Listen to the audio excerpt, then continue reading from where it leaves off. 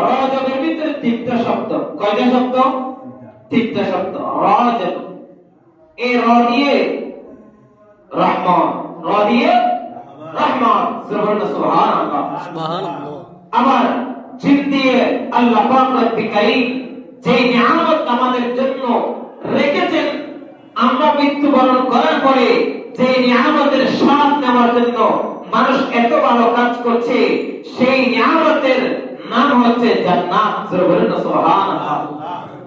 তাহলে র দিয়ে পেলাম রহমত, জিম দিয়ে পেলাম জান্নাত।